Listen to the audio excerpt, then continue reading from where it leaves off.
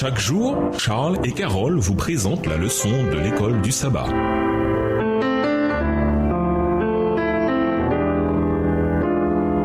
Bienvenue à votre émission. Dieu nous parle. Nous voilà à la leçon de vendredi. Pour aller plus loin, nous vous invitons à lire dans le livre Prophète et Roi, le chapitre Le Temple et sa dédicace, et aussi dans le livre Message à la jeunesse, le chapitre Les bienfaits de la musique, livre écrit par Ellen G. White. Le livre des psaumes est composé de 150 psaumes, regroupés en 5 livres. Le livre 1, psaume 1 à 41, le livre 2, psaume 42 à 72, le livre 3, psaume 73 à 89, le livre 4, psaume 90 à 106 et le livre 5, psaume 107 à 150. Cette division en 5 livres est une tradition juive ancienne qui coïncide avec la division en 5 livres du Pentateuque. Le livre des psaumes nous donne des indices de plusieurs collections de psaumes déjà existantes. Les collections coréites, psaumes 42 à 49, 84, 85, 87 et 88. La collection asaphite, psaumes 73 à 83. Les cantiques des montées, psaumes 120 à 134. Et les psaumes Alléluia, psaumes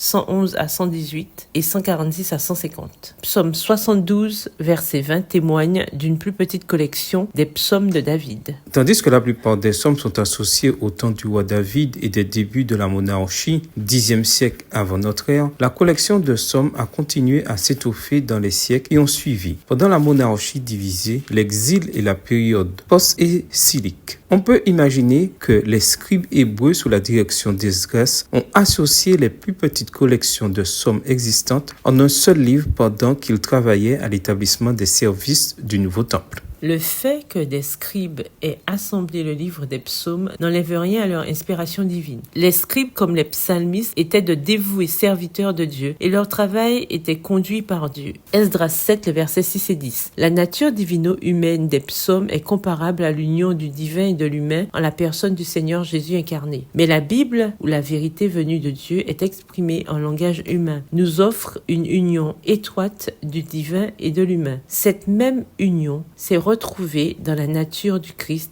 qui fut à la fois Fils de Dieu et Fils de l'homme. On peut donc dire de l'Écriture comme de Jésus-Christ que la parole a été faite chair et qu'elle a habité parmi nous. Texte tiré du livre La tragédie des siècles à la page 10 au chapitre Introduction. Livre écrit par Ellen G. White. À méditer, que signifie l'idée selon laquelle les psaumes sont des prières et des hymnes divino-humains? En quoi cette idée, aussi difficile à saisir soit-elle, nous aide-t-elle à voir la proximité que Dieu veut pour son peuple? Comment révèle-t-elle à sa manière singulière combien Dieu est proche de l'humanité et de chacun d'entre nous? En classe, parlez d'un temps où vous avez trouvé quelque chose dans les psaumes qui s'adressait directement à votre situation personnelle. Quel réconfort et quel espoir vous a-t-il donné? Au revoir. Et à demain si Dieu veut. Dieu nous parle. Chaque jour, Charles et Carole vous présentent la leçon de l'école du sabbat.